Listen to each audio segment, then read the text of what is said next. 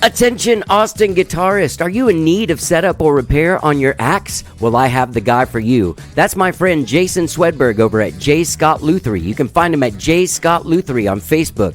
Gang, I've been taking my guitars to Jason for over 20 years, and not only does he do the very best job, but he has the fastest service and the best prices in town. Find him at J. Scott Lutherie on Facebook or jason.swedberg@gmail.com. Gang, whether it's acoustic or electric, Jason is your guy. Get your guitars fixed.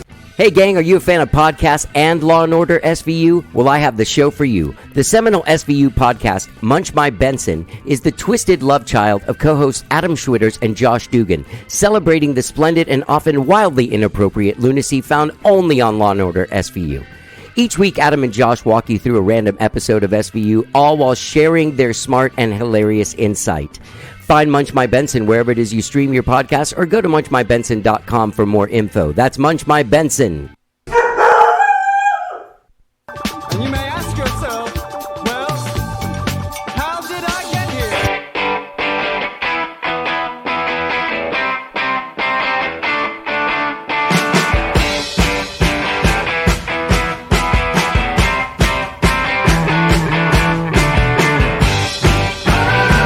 It's time for How Did I Get Here? And now here is your host,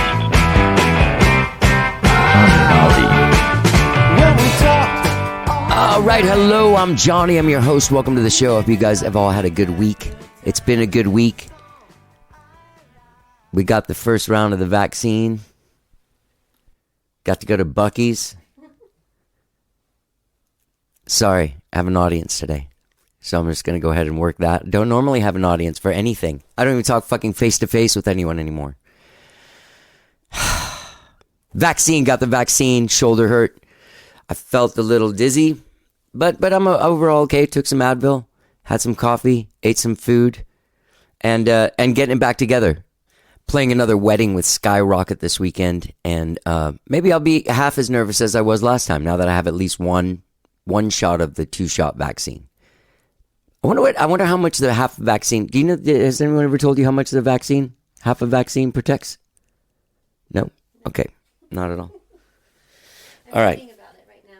You're what? I'm reading about it. What are they saying about this vaccine? I'll tell you in a minute. Okay. Just let me know when you're ready to talk about it. Gang, I have a great show for you today. Lutherie Joseph from William the Conqueror, a band in the UK. They're a trio in the UK.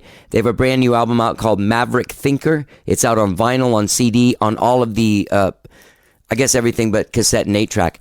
But it's on the mediums that you want. It's on Chrysalis Records. It's produced by Joseph Lorge, and was recorded at Sound City Studios, the legendary Sound City Studios, the studio in LA where they recorded Rumors, where they recorded Jesse's Girl, where they recorded countless hits. There's a movie about it made by Dave Grohl, directed by Dave Grohl. Fantastic movie. Go out there and watch it. So Lutherie and I have a great conversation, man. It turns out we know a couple of the same dudes, and he's fucking great songwriter, great singer. The band is really cool, and he's a guy that marches to the beat of his own drum. He went at some point to move to London, and we were talking. I can't remember exactly what city he's in, but he's down in the south of England by the coast, enjoying himself, living in a rural. It's Lutherie, living rurally out there in the south of England by the beach. And anyway, he also has a podcast where he's kind of telling the story of his life. That's available. You can find all this stuff on williamtheconqueror.net. That's their website. You can find all of the podcasts, links to the music, ways to buy the album, the vinyl or the CD if that's what your jam is. Great fucking songwriter. Great conversation. Very quickly, do we have an update on what they say about the one vaccine? Should I be half as nervous as I was last Saturday, this Saturday, or should I be... You still need to be careful. No. I'm not saying I don't... Nervous. What? You still need to be nervous. How? But less nervous? That's the thing. Isn't there a percentage of nervousness that they say, like, say, once you had one, then say you're 63% less nervous than you were at the last gig you played last week? Guys, Lutherie's a fantastic conversation. Great musician, great songwriter, funny guy. And yeah, we have a fantastic conversation. Please enjoy it. This is Lutherie Joseph from William the Conqueror. Let's get down.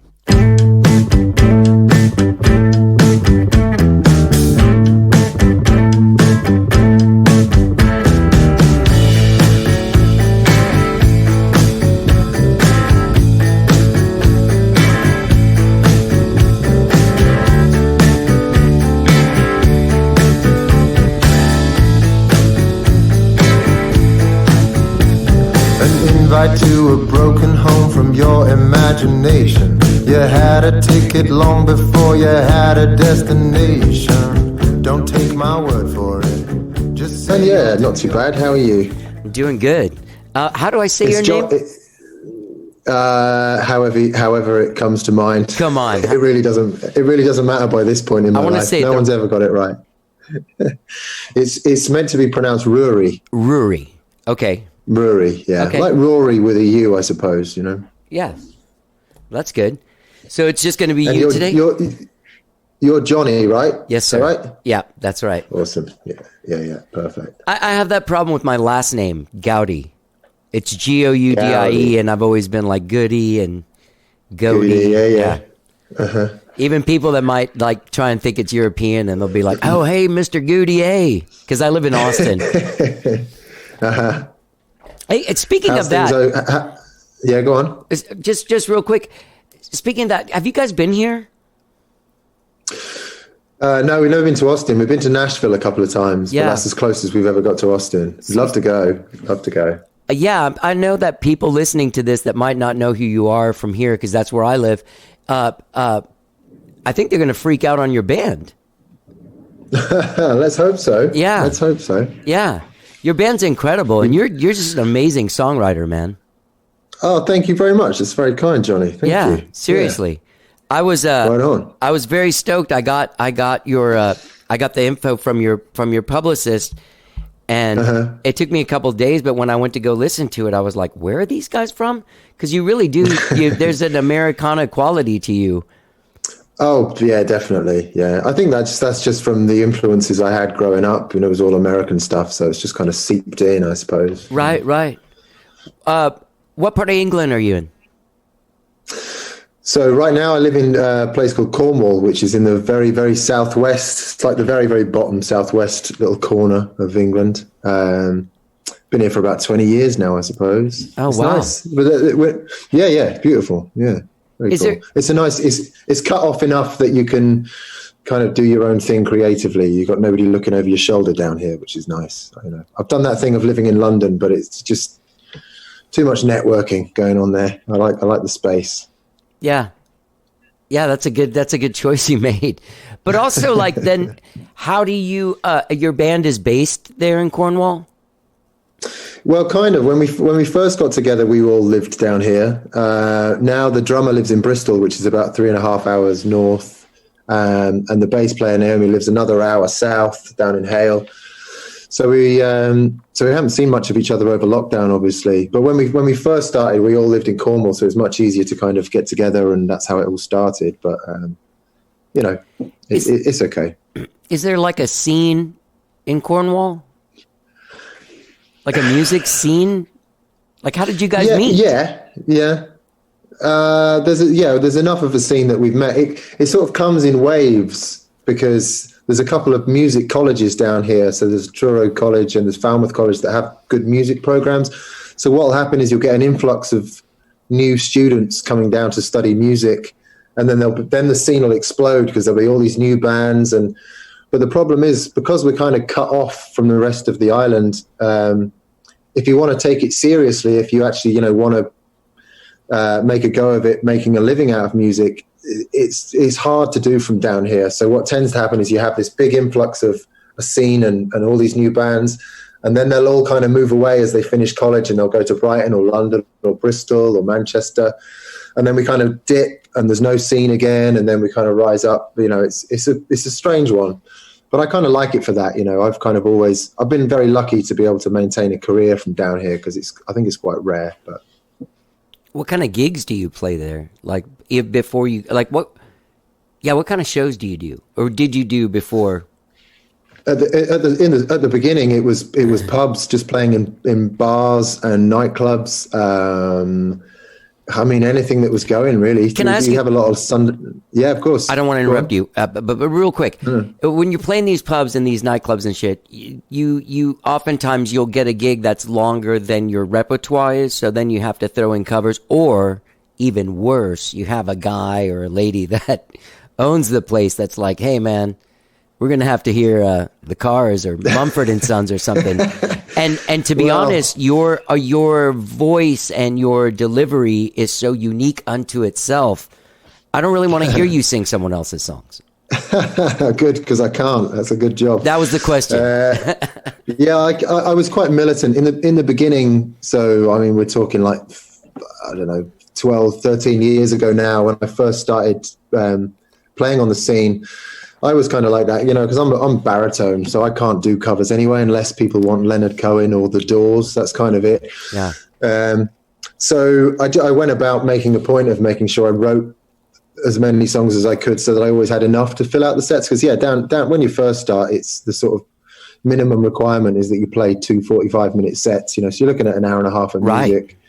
So I just wrote and wrote and wrote until I had enough to do it on my own anyway without having to do covers. And it didn't help. It wasn't that easy to get gigs to begin with, but I stuck to my guns and was just like, I sort of refused to play the covers game because a lot of bands fall into that trap and that's what they end up doing, playing weddings and taking requests. And that was just never my thing. So I ignored that and always tried to keep ahead of the game by just writing all the time, Dude, I have to tell you that is palpable in your music. Like, I listen to your music and I knew you were a guy that was like, you do it your way. You know what I mean? Like, you're doing your thing. And that's fucking amazing. Yeah.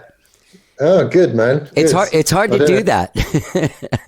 It is, but I suppose that, I've been lucky in that I don't know how to do anything else. It's quite fortunate, really.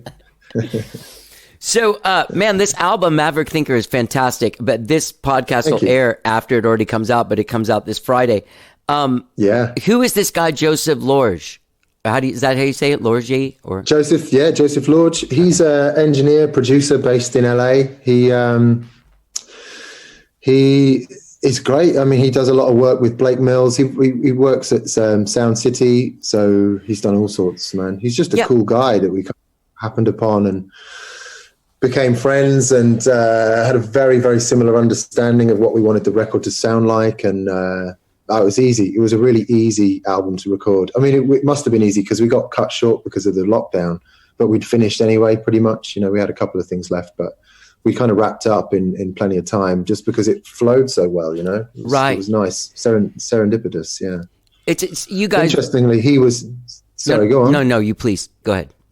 I was only going to say a point of note with Joseph is that he was engineer on Bob Dylan's last record, which was the coolest thing about him. He did that super long song. Yeah. He was funny because he told us we were set to go to the studio in like the first 2 weeks of March, and then around Christmas time, this is like back in 2019. We got a call saying, we're really sorry, but we're going to have to postpone you guys by a couple of weeks. But they wouldn't tell us why. And then eventually I managed to badger Joseph enough for him to tell me why we couldn't go. And it was because Bob Dylan was going in there making his new record. It was like, fair enough. I'd have insisted that we moved if that was your opportunity. What a cool thing to do. So he came straight off making Bob Dylan's record and coming in to work with us. So no pressure, very man. Cool. I know. So I have a few questions about this. First of all, I thought when I saw that documentary about Sound City that it was closed, or that just Dave Grohl took their board and they stayed open. Yeah. Well, I don't think it's. I don't know how much I'm supposed to talk about this, but it's not a commercial studio now. Oh, okay. It's just owned by the right kind of people that understand what that space means and how precious it is. And so they want to maintain the space, and it's still got plenty of decent. That particular desk isn't there anymore, but right. The two desks that they have got in there are equally as good. I think Led Zeppelin recorded on one of them, and so it's not commercial in that sense. Sound City, it's just a very cool space that if you happen to be able to find your way in, which we fortunately were, then you're very lucky to be able to use it, I suppose. It's a great space. Amazing. I never went there. I got to record in a couple of really amazing, like historical spaces, like Sunset Sound, and like these places where you walk in and you're like, oh yeah, that's where David Lee Roth or Jim Morrison or some shit stood. Mm-hmm. How Like, what were some of the ghosts that you were looking forward to being in? You know what I mean? Like, who were some of the people that you were like, are you a Tom Petty guy? Well, I mean, yeah, not as much as our bass player Naomi. She's a massive Tom Petty girl, definitely. For me, it was Nevermind was the big one, right? And like I say, walking in there when the seats are still warm from where Bob Dylan was sitting, I think that was pretty cool.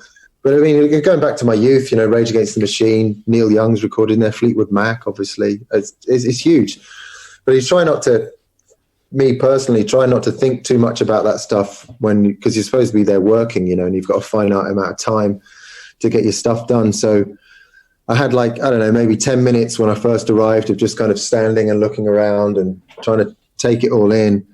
But you quickly switch into work mode and think, right, if I'm here recording, then I have to just pretend that I'm supposed to be here, you know, instead of worrying about whose shadow you're standing in. You try and, I don't know, make your own impression, I suppose. I don't know if we did that, but we tried, we tried.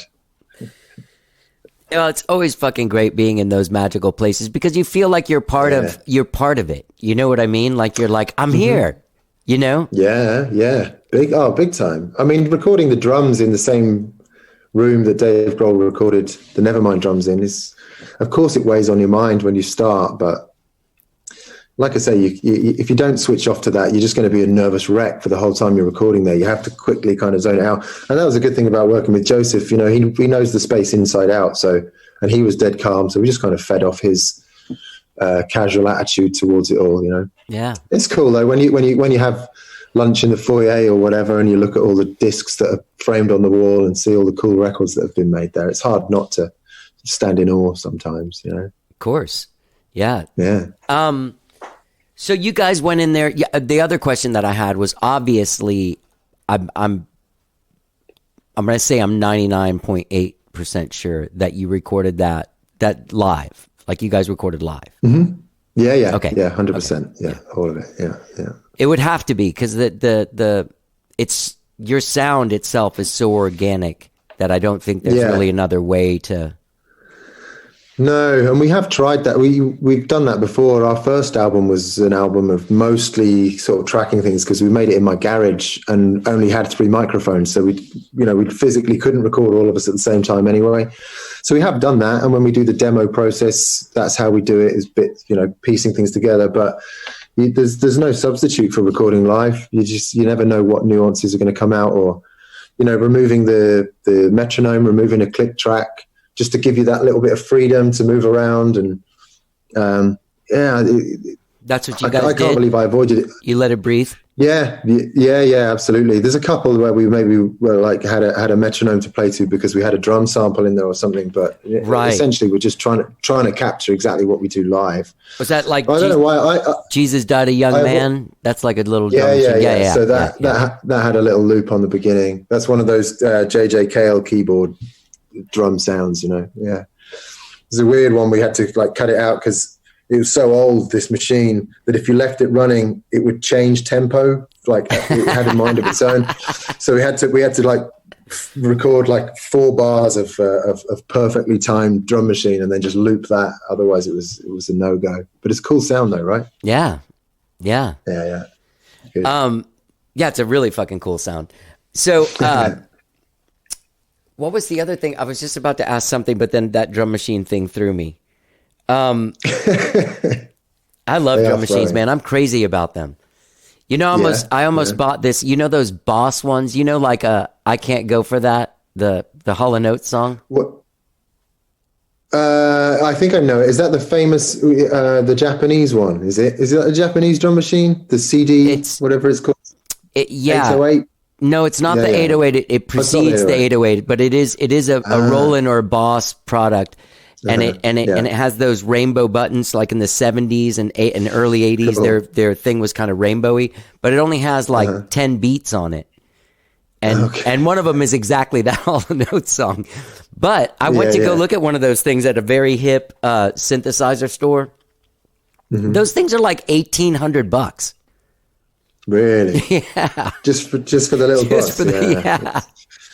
It's come round again, isn't it? I mean, that's the thing, that all that analog stuff that we thought we didn't need anymore when we all turned digital, it's coming back round to it. It's just, it's got such a unique sound to it. It's lovely. Thank you for saying that, because now I remember what I was going to say. Okay, go. Going off the grid outside of just following a loop, which is no big deal, but going off the grid is something that's not really done right now. Like when you listen to music, is it difficult at times? I know it's difficult for me. I'm 52 and I grew up playing rock and roll. Like I've had bands since I was 14, and and there's something about the grid and how prevalent it is now in the music that you listen to. And it's not even like in the New Order or you know, Depeche Mode kind of way. It's like a real uncool fucking grid. And everything's auto-tuned on a grid, and it's just all like I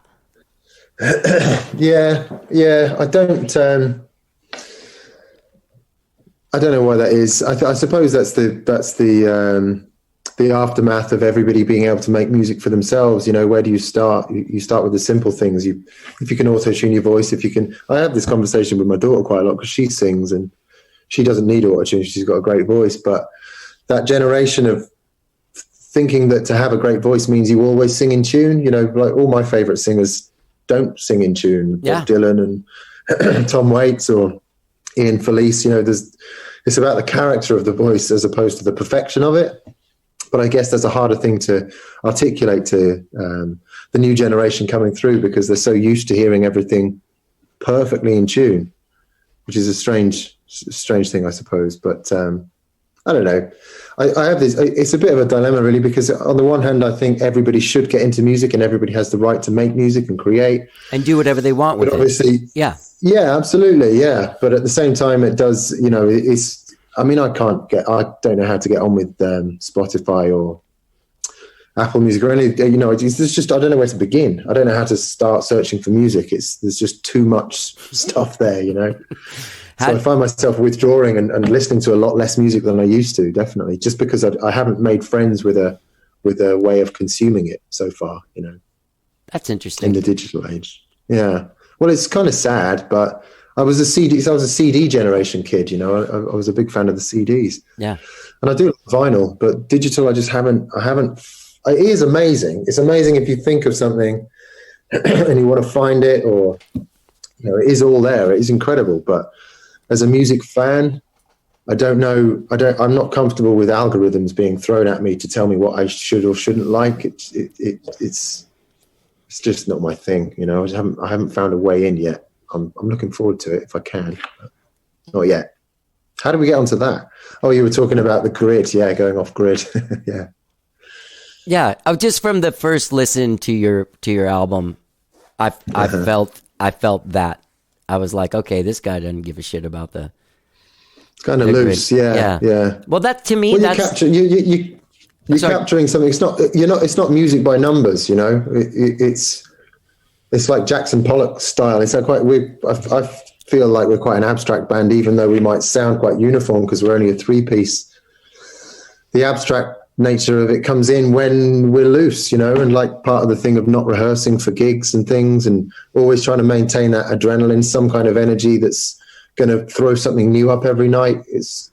That's always been our ethos, really. We don't want to be polished. That was the thing we tried to avoid from the start, you know. I say that as if that, you know, I could just be saying that as an excuse for the fact that we're all a bit loose and lazy, but I mean it. You know, we like the looseness. We like not necessarily knowing how a thing is going to go and dealing with it afterwards, you know. Well, there's something about the capturing of a performance where recording turns into capturing magic, and that's a thing. Yeah. That's a thing, like carving perfection out ad nauseum is a completely different trip than capturing magic. And there is absolutely, there's something beautiful about I'm assuming about the bands that you were inspired to play music from, that there was, you know, there's a thing, you know, just the Stones, or, you know, it's like a band like that, like, the Faces, something, you know, just raw and real. Tom Waits. Tom Waits is a big one for me. I always just, it hits a part of my brain that pleases me. I was sort of brainwashed with Bob Dylan growing up. Me too. I didn't hear any other music until I was about 11. It was just Bob Dylan and the hymns that we sang at school. I mean that. I'm not exaggerating. So I just thought that's what music was. I thought music was meant to be slightly out of tune and, a little rough around the edges. But it's obviously programmed my brain to kind of always stray towards that method of playing. Richard Thompson said a good thing about how if you're recording live and you polish the edges too much, you'll end up with a lot of notes, but there'll be no music left. All the good stuff is in the edges. You need those rough edges. Yeah. I'm all for that. I agree with that. I'm about that, like with everything, like even people. Like, yeah, you know what I mean? Oh yeah. Like you're familiar with like Fox News, right? There's a certain kind of person that they put on there, a female kind of person, right? And it's a person is like a guest. You mean? There's a no, like a host kind of person, and they're blonde, and they have everything is quote unquote perfect. I could never there's no attraction for me to that kind of person because you can't even like feel the edges from them. You know what I mean? It doesn't feel real, does it? It's like like being able to put filters on your photographs when you post to Instagram. It's like we're adding to this sort of hyper real world. It's not really a reality. And I guess it's the same with music. And like you say, the concept of perfection is subjective because to some people it's one thing, to some people it's another. And the edge is all about the rough edges for me. Yeah. Luckily, yeah. I look like this. So tell me about what kind of songwriter are you? Are you like a daily writer? Are you a disciplined guy that goes to work even when there's nothing? I go through phases. It depends. I mean, for the William project, as a kid, absolutely. As a kid, songwriting was my hobby. It was just something I did every day. And if I started a song or even just came up with a title for a song, I'd have to finish it. So songwriting was just a thing I did and got used to. And then when I started the Conqueror project, so I was a solo musician for about 8 years, kind of on that typical singer-songwriter cycle of make a record, tour it, make another record, tour it. But that didn't really suit me either. So when I started the William project, I just had, I don't know, something happened to my mind where I opened up a faucet of some kind, and there was all this material that I hadn't really ever thought about from my childhood. And I just had tons and tons to say and tons to write about. So I had a period of, I don't know, maybe a year of writing sort of 3 or 4 albums back to back, thinking that I'd go on and make a trilogy. And that was the original plan. So for a long time, it was all I did. I mean, quite obsessively, I had to actively take a break at a certain point because I was driving myself a bit nuts. But once I'd accrued this big mass of ideas and songs, and some were more complete than others, but once I had it, the analogy I use is like a sculptor. So a sculptor has 2 options. They can either build up from the ground to build their thing, or they can get a big mass and start chipping away. So by amassing a load of ideas, I was then able to kind of chip away at it and curate the albums out of that. And we ended up separating the trilogy into 3 separate albums as opposed to putting it all out in one. But ever since that big flurry, now I'm still kind of picking away. There's still another 25 songs on my wall that I'm still chipping away at. So it's not so much a writing thing, like the idea of getting into a room and say, hey, we're going to have a songwriting workshop. That kind of thing doesn't work for me particularly. It's just about instinct. If an idea comes, then I'll just follow it, But I've got no discipline. I've got no strict hourly. It mostly happens at night, but it can also not happen for long periods of time, and I'm absolutely fine with it. I don't really believe in writer's block. I just think your brain tells you when you need to have a break, Yeah. So Maverick Thinker is the 3rd of this trilogy of songs? Yeah, that's right. Yeah, awesome. Yeah. Yeah, so the Maverick Thinker our first album was called The Proud Disturber of the Peace, and that was about innocence and childhood. And then the second album was Bleeding on the Soundtrack. That was about disillusionment and more of a kind of adolescent feel to it. And Maverick Thinker is meant to be the mother of those two, and it's much more about faith and trying to put into practice what you've learned over the years. So it was a good album to look forward to, because it was hard building from the ground up, which is what we did when we started. We went right from the bottom again. But having that aim, always knowing that, but if we get through these two, we know we're going to get to make this third album, which is going to be a big release for us, a very cathartic experience, which is what it was. It's just a shame we couldn't go out and tour it, Yeah, that sucks. It's interesting because I listened to those records and I didn't get that picture, obviously, but I did notice that the Proud Disturber of the Peace, it has a much more innocent sound. I mean, definitely, because there's like a confidence, even to your guitar approach and even your tones and stuff. You know. Well, you mean now there is? Now there is. Yeah. Oh, totally. Well, that was the thing, and that was where all the ideas kind of bled into each other. But the idea of innocence was that we didn't know what we were doing, so we had all of these songs, and we'd been gigging off the radar in pubs and clubs, but not really advertising. We didn't have a website or any. We weren't actively trying to push the band. We were doing it because we'd forgotten what it was to be in love with music. So we started William to try and remember. Right. But when it came to recording in the garage, we didn't know what we were doing. We recorded about 20 songs in like 3 days and just started to piece this thing together, and eventually ended up with, the first album. But it's meant to sound kind of innocent, like we didn't really know what we were doing. There's lots of different ideas thrown in there, and hopefully the thread is contained within the lyrics, and the stories that we're telling, because they're all about the same kind of thing. But musically, the idea was to flit around and have a vibe, but not necessarily have a strict rule about what could or couldn't go on. So it was a very innocent time making that record. Yeah, that's good, man. So let me ask you a question. So when you put out a Bleeding on the Soundtrack, then all of a sudden there was were you guys on a label then? Yeah. We signed. So we made the first album, and it got picked up by a very, very cool indie label called Loose, who I've been a fan of them for ages. They put the Felice Brothers out, which is one of my favorite all-time bands. So we ended up putting it out with them, and it was just a gradual thing. Still kind of finding our feet. I'd been through the record industry as a solo artist, been through, signed to a major label and left them and dropped here and licensed this one and put this one out myself. And I've done all the different ways of putting records out. So starting to get back into the industry side of things after we put the first album out, which all happened quite serendipitously. Like I said, we weren't necessarily aiming for it. So come the second one, and it worked with the ethos of what we were trying to do with the albums, because the second one was meant to be about disillusionment and being kind of lost a little bit and so that worked with regards to making the record.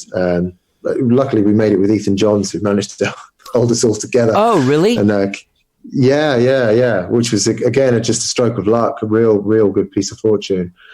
But yeah, then things started to get serious. When we made a record with Ethan, it was like, okay, we're not doing this off the radar anymore. We seem to be behaving like a band that's actively trying to make a go of it, So it was like, okay, fuck it, let's have a go at it then and actually take this seriously. So we did. We started taking it seriously, and then the third album, To Make in Sound City, it felt like our progression's been kind of well earned.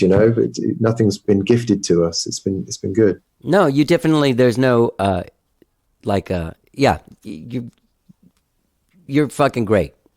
And you should be on an ascension trajectory, Well, we'll see. Do you know this guy, the Scottish guy named Colin MacLeod? Yeah, very well. Yeah. I know Colin. He's a good dude. He was here at South by Southwest a few years ago. That's and was right. On the show. Yeah, he was. And Ethan did his record too, right? That's right. Yeah. So Colin, funnily enough, was one of the sort of key elements in getting William off, no, not off the ground, but certainly helping us figure out what we were doing. Because this was back when William was this thing that we weren't trying to push or tell anyone about. But I was still a solo artist, still, you know, in a position where I should be making records and going out touring. But I was kind of lost with it and didn't necessarily know what to do. Colin was an old friend, and he was setting up a little recording space in his house on the Isle of Lewis. Yeah. And it just seemed like the perfect place to go and lose myself for a while. So we headed up there as a band to, I don't really know why, just to record, just to throw some of these ideas around. And we came away with a really good record, which we shelved just because, you know, it was a turning point in us thinking, actually, this, what we've got, what we're onto is actually quite cool. Maybe we should take this seriously. But that was very much down to going and spending some time with Colin, and just where he lives is so cut off from the world. Yes. There was nothing around. So it was a perfect little jaunt. We only had 2 days of actual recording because there was a hurricane while we were there that cut the power out across the whole island. So we didn't get much work done, but we had, it was a very philosophical time, you know, a lot of talking about what it all meant and why were we doing this and all that kind of thing. Yeah, Colin's a legend. Got a lot of time for him. Yeah, he's a cool guy. Very cool. After he did the show, there was something like we ended up emailing each other, and I saw some weird documentary about Donald Trump, and it ended up his mom.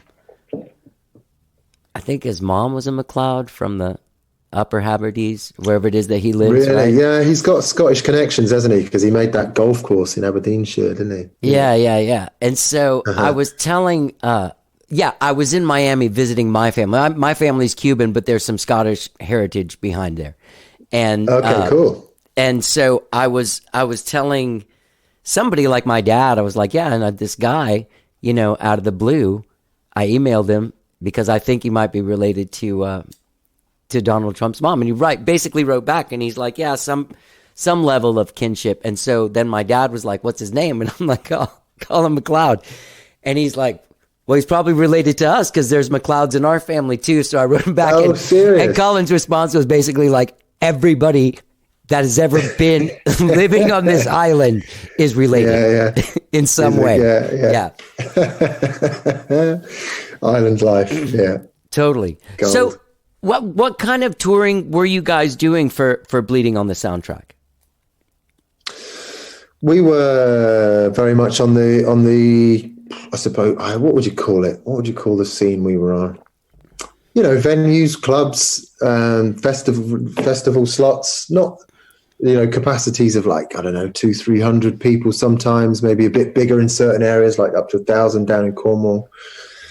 But were you doing support for?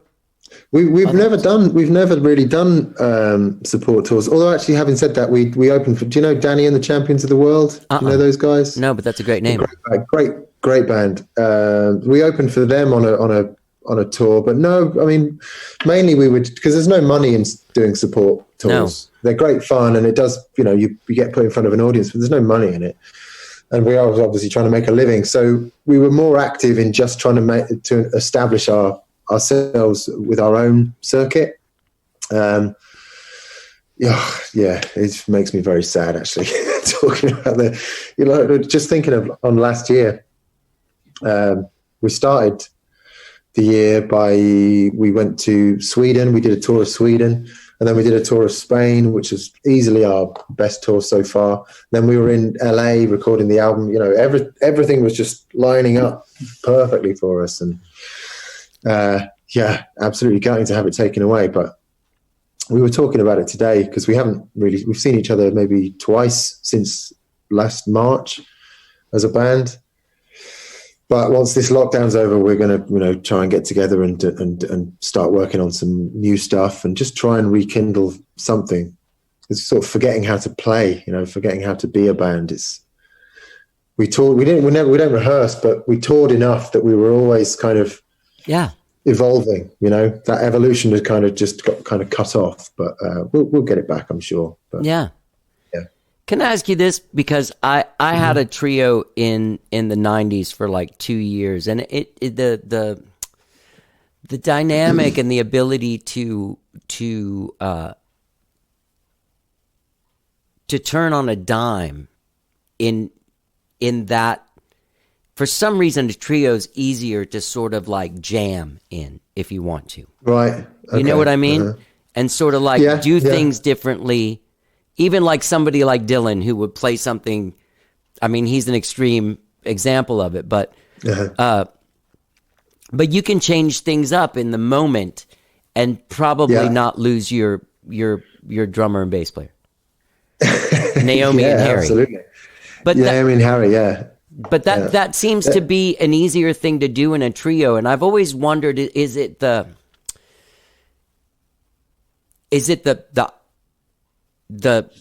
sight of vision? Because you have eyes on everyone, and everyone can see each other, and sort of like, you know what I mean? Turn in a little bit, and everyone's able to communicate with their eyes. You know?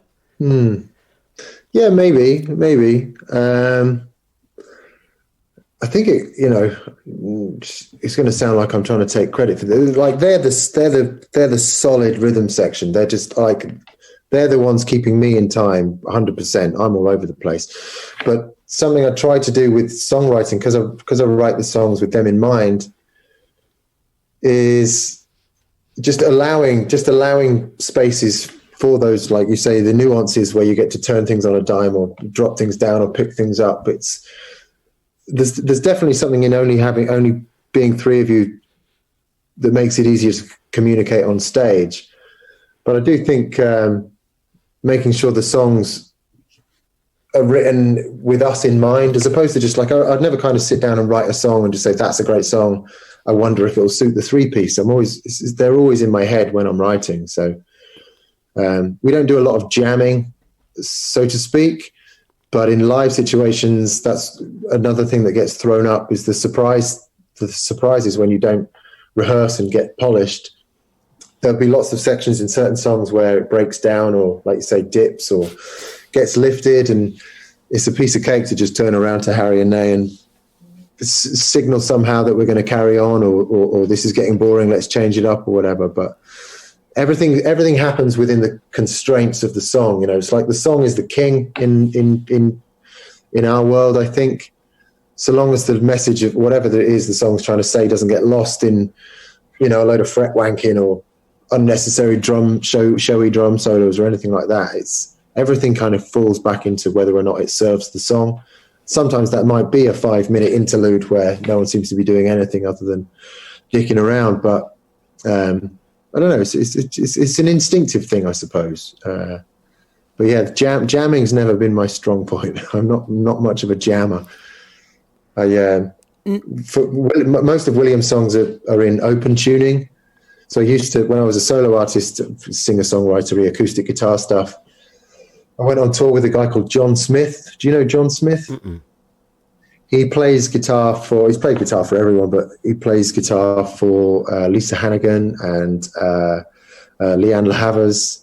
He's just awesome, an amazing guitar player. And I went on tour with him, and I watched him every night, and I was really confused by the fact that we had the same amount of fingers and the same instrument, and yet he was able to do all of these things. I didn't know what was going on.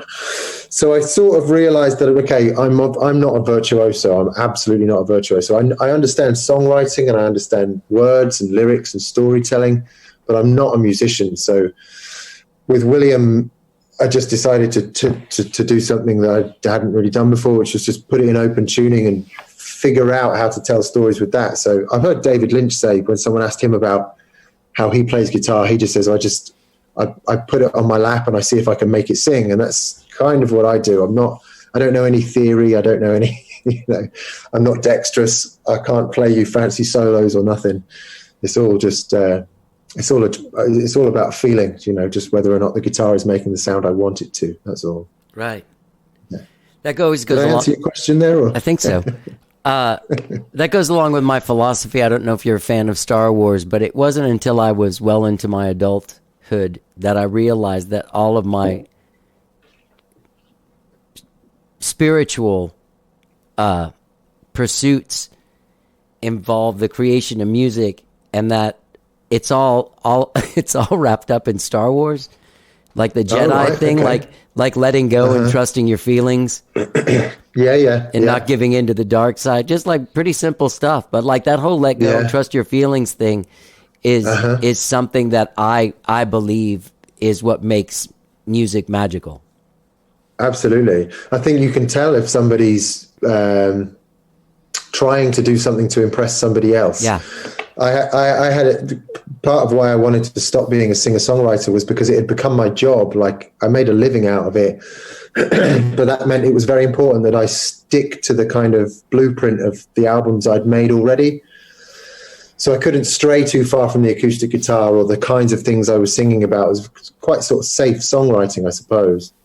It wasn't bad, but it was there was no way for me to push myself. Right. And when I started William, that was one of the key things was trying to put anybody else out of my mind. So I wasn't thinking about the fans, and I wasn't thinking about the record label or my manager or my agent or anybody. It was just, well, if there was anybody that I was thinking of, it was my younger self, you know, trying to sort of please my teenage self and make the kind of music that he was into, because I think he'd have been quite disappointed with what I'd become as a creative, you know, this kind of safe, doing it because it's a living kind of guy. Whereas when I was young, I was very, very ambitious and had a lot of big ideas.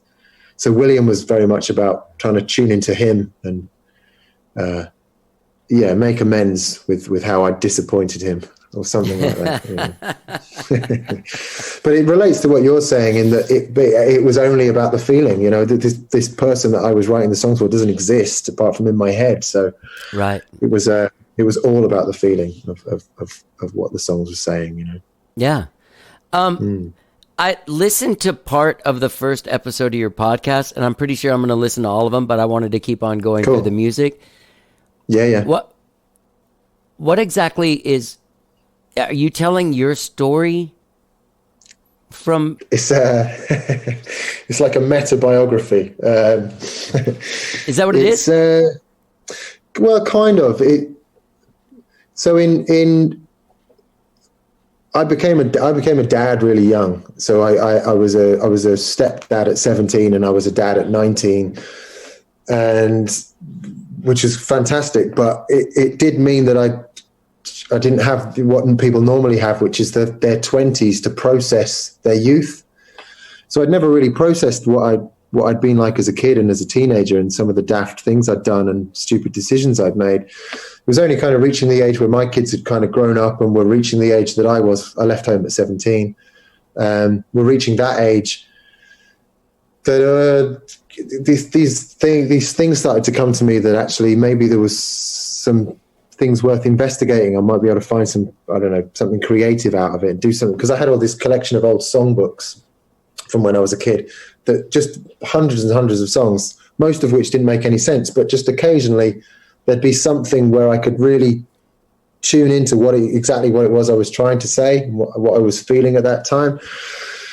So there was just something in there. There was something in there in the idea of having a memory of a past that seemed like a fictional character to me. You know, it was like my youth almost hadn't happened. It had been such a long time since it had happened that the only way I could construct it was in these kind of fragments and these weird vignettes I had of certain images from my youth. And a story kind of started to present itself, because I was writing songs about it, and the songs would spark off other ideas about other things I hadn't thought about. But a story started to develop that was kind of loosely based on my childhood, but it felt like fiction because it wasn't really me. It was just my interpretation of what it was. And I thought, rather than like talk to my mum or, you know, look up old friends that could help me try and piece things together, I thought it'd be much more fun to just let the weird abstract images that had no timeline whatsoever just kind of flow and see if I could piece them together in a narrative that was different to my childhood, but that had enough of the truth in there that it became something that I could relate to, if that makes any sense. Yeah. So I just started writing the book because I had the story, and next thing you know, it became a novel. So I'd sort of written this novel. If anything, the novel's written, and the podcast, as you say, is spoken from the point of view of a 19-year-old, whereas the songs are written from like, my 38-year-old self. So they're about the same things, but one's from an adult's perspective and one's from a child's perspective, and they kind of converge and cross over. And the podcast is me reading the book out in the two different voices, and having the music play underneath. And so it's a kind of mashup of everything that is William the Conqueror. This kind of parallel universe or parallel history that I've created somehow.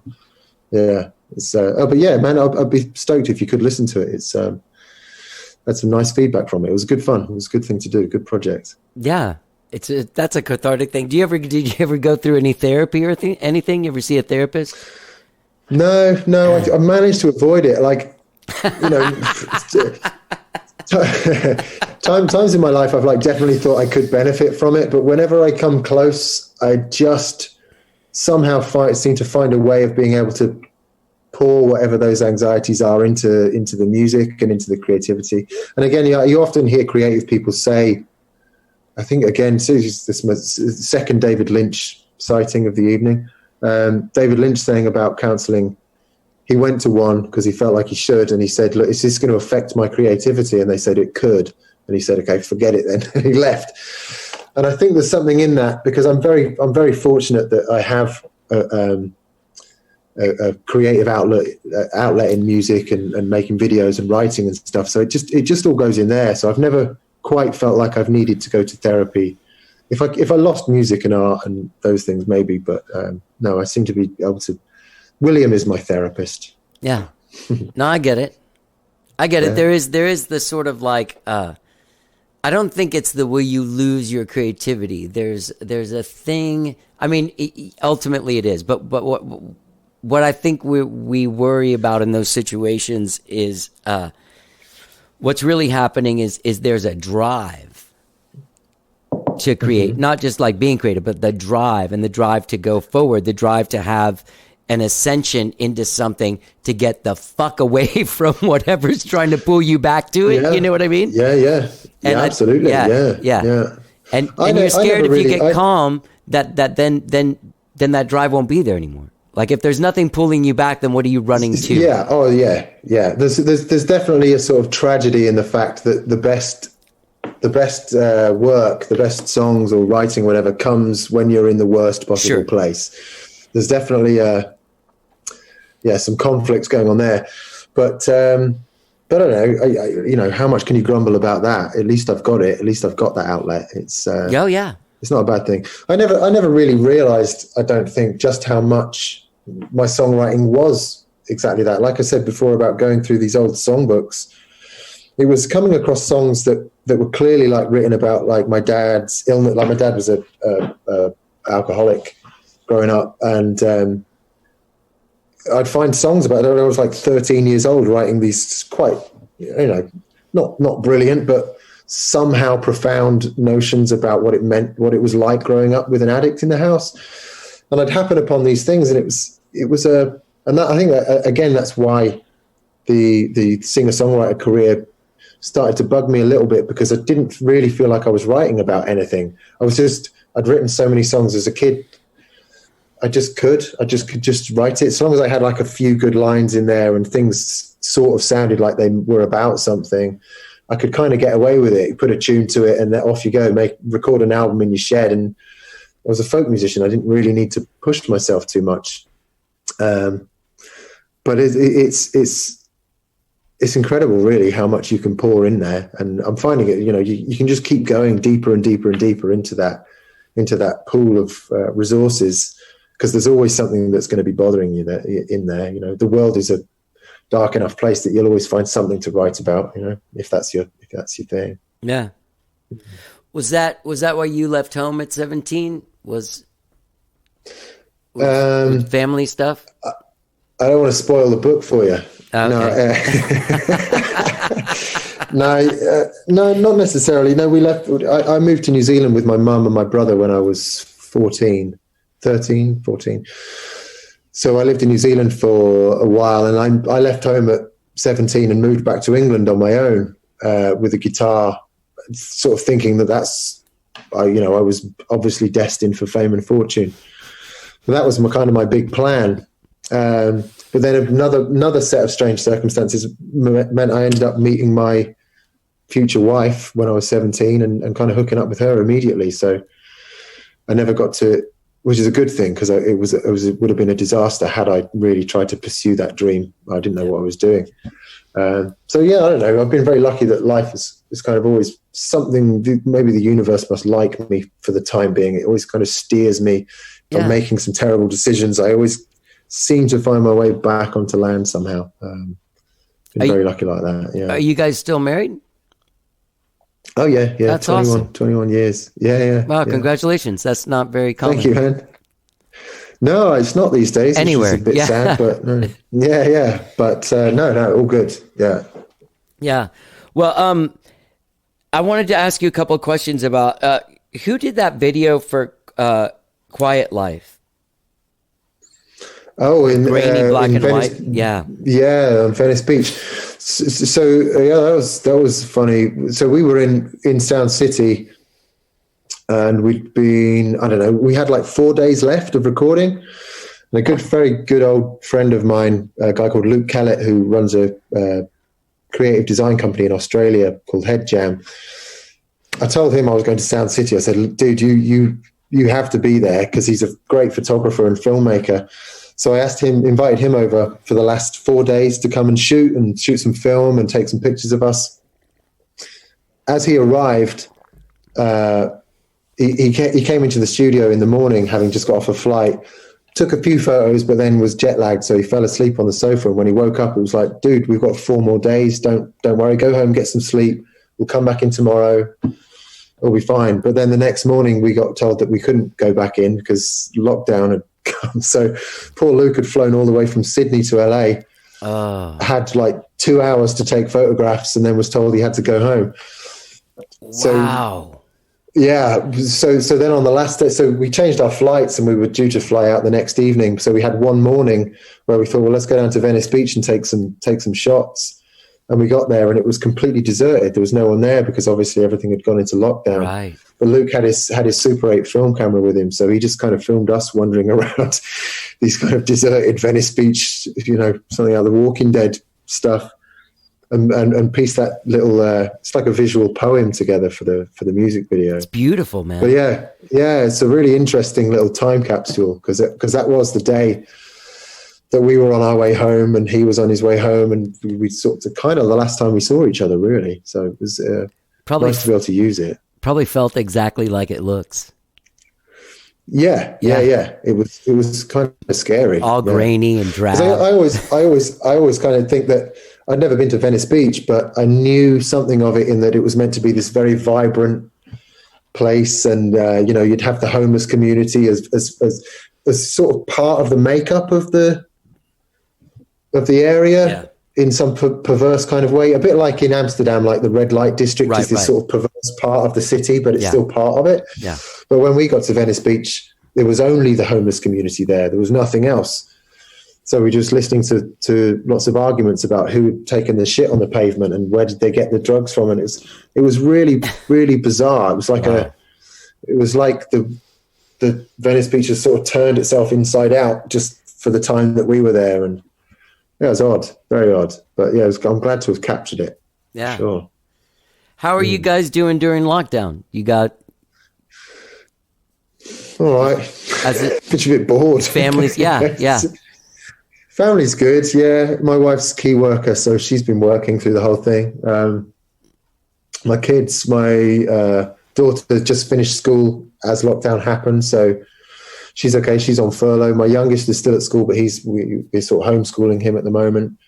But everybody's we've been lucky in that respect. And Cornwall in England is very cut off, but it's quite touristy. So we have these periods of time where there's no one around, which makes it feel very safe and all secure. But then in the summer or anytime the sun comes out, everybody flocks down here for the beaches. Right. So you get these kind of waves of panic. But I think generally everybody's been okay.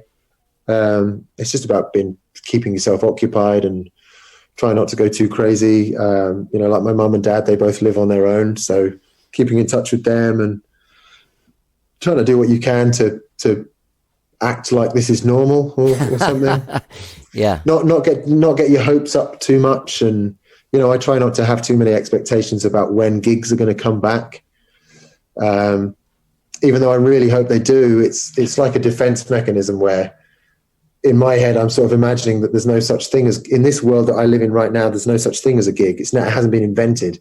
So sometime, maybe this year, maybe next year, someone's going to invent this fucking amazing thing called a gig. Yeah. And everybody's going to go nuts and everybody's going to have a great, you know, that's my attitude towards it, is rather than wallow around in all the shit things that have happened. It's, you know, just try and remember that this we're probably in as good a position as a species as we've ever been in. So it's not too bad, you know. We're doing okay. There's nothing wrong with a little reset maybe from time to time. No, there's nothing wrong with that. Yeah. That's a positive way to look at it. Do you know Frank Turner? Yeah. I don't know him well. I've played with him a couple of times a long time ago, but I certainly know of him. Yeah, he's a cool cracking dude. guy, man. Yeah, very much so. He's somebody that really did. He was full on grassroots all the way up from the bottom. You know, he did something like 1,000 shows in a year or something like that. Just relentless, absolutely relentless. That's funny. So go ahead. No, go ahead. I was just going to say he deserves all the acclaim he's ever got. You know, he's worked his ass off. You know. Yeah, he's fucking great too. You had him on the show. Didn't you? I had him on the show, but it's weird because I saw him do basically three shows. I mean, like a record store show, a couple of radio things, and then his gig that night. So that's how you do 1,000 gigs in a year. Yeah, absolutely. Yeah, he's a great performer, man. I hope that you're able to come to America at some point soon. I'd love to meet you. I'd love to see the band, man. I bet it's fucking electrifying. Yeah. Oh, it's good fun, man. It's a lot of energy goes on that stage. Yeah, well, you know, we're hoping to as well. You know, America's one of the places that we were really hoping to get to last year. You know, we had a few plans. I think South by Southwest might have even been on the cards, but when it happens, it will happen. You know, you'll know about it. We'll try and arrive nice and loudly. Yeah, well, hopefully. Dude, it's been really great talking to you. You're an amazing songwriter. Maverick Thinker is such a great record. People can find you guys at williamtheconqueror.net.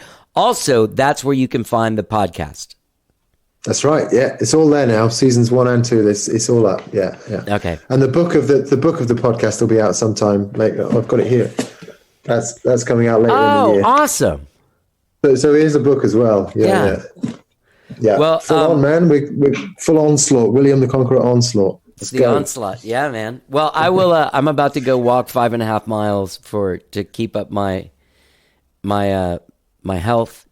And good on you. And I'll be listening to it on that. Thanks, man. Thanks, awesome. Rory. It's been really nice meeting you. Yeah, you too, dude. Take care of yourself. You too, my man.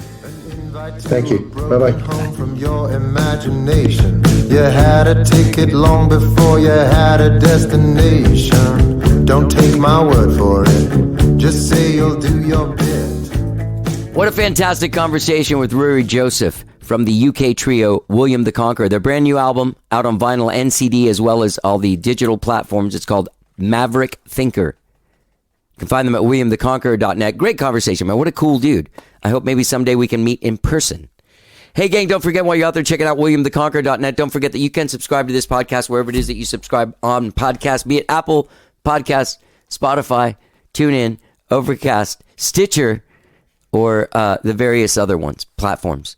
Still putting out 3 shows a week. They're kind of trickling out at this point, aren't they?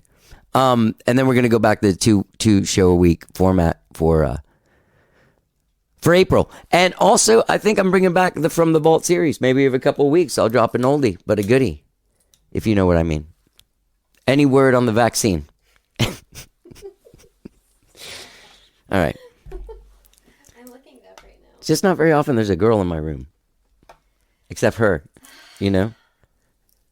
Sexy lady of the night. 70s sexy lady. What am I talking about? Hey, guys, I want to thank Rory for talking to me. That was really great. Go check out WilliamTheConqueror.net. Pick up their album, Maverick Thinker, available on vinyl and CD, as well as all of the streaming platforms. You have a great weekend, whatever it is you're doing. I'm going to go play a wedding, still in the complete in fear. Full corona fear. Have a great weekend, whatever it is you're doing. Let's get down. Down on your resentment, too many plates to spin and nowhere to begin. You can dive in at the deep end. You can look the other way. It don't hurt to be reminded. It can only be yourself that lets it down.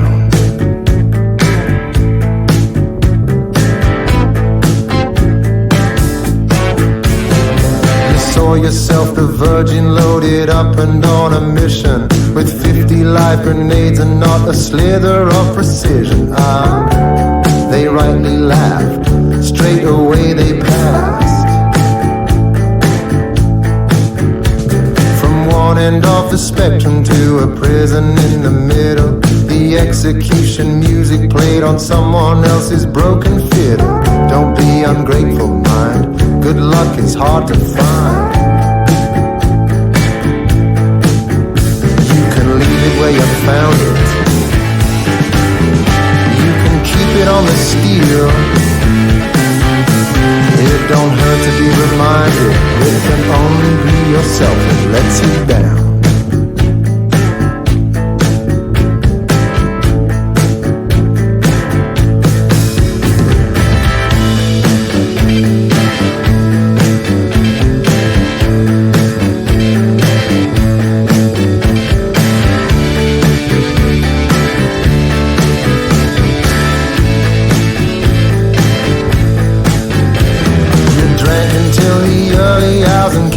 With a theory, it had to do with how you tell a complicated story clearly.